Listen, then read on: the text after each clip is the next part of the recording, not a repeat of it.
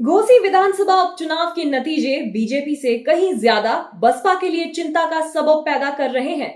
मायावती ने घोसी सीट पर अपना उम्मीदवार नहीं उतारा था और साथ ही अपील की थी कि बसपाई वोट ना करे या फिर नोटा दबाए।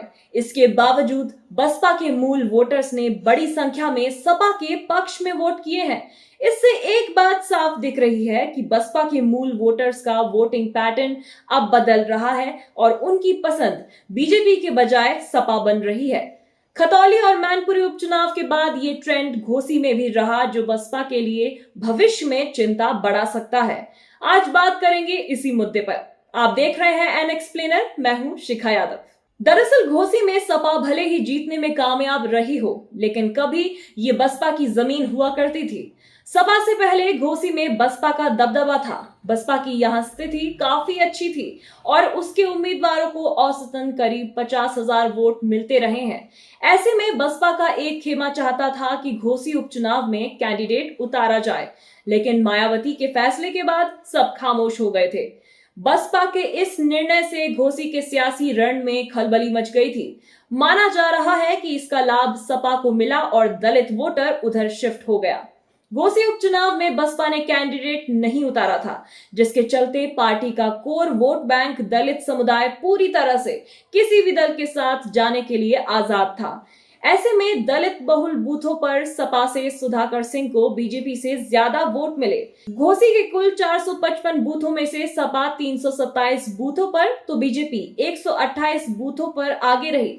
इस तरह बसपा के दलित वोटों का सपा की तरफ झुकाव मायावती के लिए चिंता का सबब हो सकता है, जबकि अखिलेश यादव को पीडीए यानी पिछड़ा दलित अल्पसंख्यक समीकरण बनाने में एक मजबूत आधार मिल सकता है। इसलिए बसपा के थिंक टैंक का मानना रहा है कि पार्टी को उम्मीदवार घोसी सीट पर उतारना चाहिए था, फिर वो चाहे जीतता या हारता। मायावती ने 2024 के लोकसभा चुनाव में अभी तक किसी के भी साथ जाने का मन नहीं बनाया है। गठबंधन के बजाय अकेले चुनावी मैदान में उतरने की रणनीति पर काम कर रही है। लेकिन घोसी उपचुनाव के नतीजों से एक एक संकेत मिलने लगे हैं कि दलित समुदाय के वोटिंग पैटर्न में बदलाव हो रहे हैं। दलितों ने सपा को समर्थन देकर ये जरूर जता दिया है कि समीकरण को वो बदल भी सकते हैं। अगर मायावती ने इस सीट से प्रत्याशी उतारा होता तो शायद नतीजा कुछ और भी हो सकता था। बसपा के कैंडिडेट उपचुनाव में न होने से गोला गोकर्ण सीट, रामपुर लोकसभा विधानसभा और स्वार तांडा विधानसभा सीट पर भले ही बीजेपी को फायदा मिला हो, लेकिन मैनपुरी लोकसभा सीट और अब घोसी लोकसभा सीट पर सपा को लाभ मिला है, जबकि खतौली में आरएलडी के लिए फायदेमंद साबित हुआ था। इस तरह से एक बात के संकेत मिल रहे हैं कि दलित समुदाय का मिजाज सपा के गठबंधन को लेकर बदल रहा है। इसके पीछे वजह यह है कि दलितों में जाटव समुदाय वैचारिक रूप से बीजेपी विरोधी है। मायावती के राजनीतिक रूप से सक्रिय न होने से जाटव समुदाय बसपा से निराश है। ऐसे में मौजूदा सियासी मिजाज को देखते हुए जयंत चौधरी ने पहले खतौली में उसका फायदा उठाया और अब अखिलेश ने पीडीए का दांव चला, जो कभी कांशीराम का फॉर्मूला हुआ करता था। खतौली सीट पर जयंत चौधरी ने गुर्जर समुदाय से आने वाले मदन भैया को उतारा था और चंद्रशेखर आजाद के जरिए दलितों को साधने का दांव चला। बीएसपी ने इस चुनाव में भी प्रत्याशी नहीं उतारा था। ऐसे में आरएलडी जाट गुर्जर मुस्लिम दलित समीकरण को साधने में सफल रही। इसी के बाद अखिलेश यादव ने मैनपुरी लोकसभा सीट और उसके बाद अब घोसी में दलित पिछड़ा अल्पसंख्यक समुदाय को साधने की स्ट्रैटेजी बनाई, जो सियासी तौर पर उनके लिए मुफीद साबित हुई। दलित वोटों का झुकाव सपा की तरफ होते देख बसपा थिंक टैंक का मानना है कि ऐसा ही वोटिंग ट्रेंड रहा तो भविष्य में चिंता बढ़ सकती है।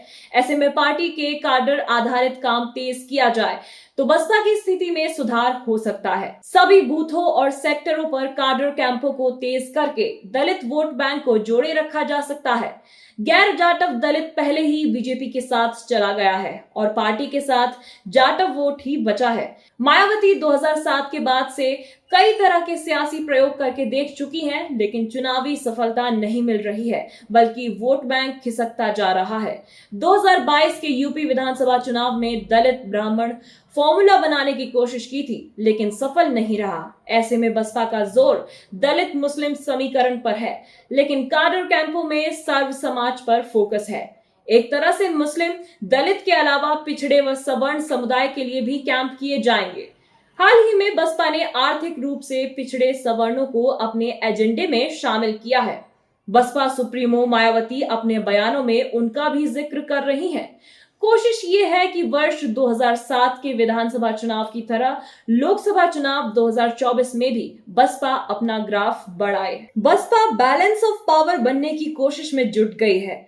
बसपा अन्य राज्यों में होने जा रहे विधानसभा चुनावों को लेकर जहां यही कोशिश कर रही है, तो यही फॉर्मूला लोकसभा चुनाव में भी अपनाने की कोशिश है। बसपा प्रमुख ने साफ कहा है कि लोकसभा चुनाव में उनकी पार्टी को इतनी ताकत देना है कि जो सरकार बने वो मजबूत नहीं बल्कि बसपा के सामने मजबूर हो। ऐसे में मायावती की कोशिश है कि 2023 में होने वाले 4 राज्यों के विधानसभा चुनाव में पार्टी को इतनी सीटें मिल जाएं ताकि किंग मेकर की भूमिका अदा कर सके। मध्य प्रदेश, राजस्थान, छत्तीसगढ़ के विधानसभा चुनाव में बसपा अगर इस स्थिति में पहुंच जाती है, तो फिर उसके बाद ही 2024 के लिए उम्मीदें भी बढ़ जाएंगी और गठबंधन का रास्ता भी खुल जाएगा। इस तरह से उपचुनाव में खिसके वोट बैंक को फिर से जोड़े रखा जा सकता है। अब देखना है कि बसपा के कोर वोट बैंक का सपा की तरफ बढ़ते झुकाव के लिए मायावती क्या सियासी दांव चलती हैं। समाज और सियासत के मुद्दों पर धारदार विश्लेषण के लिए हमारे चैनल को सब्सक्राइब करें, वीडियो को शेयर करें और अपनी प्रतिक्रियाओं से हमें अवगत कराएं। आप सबका शुक्रिया। नमस्कार।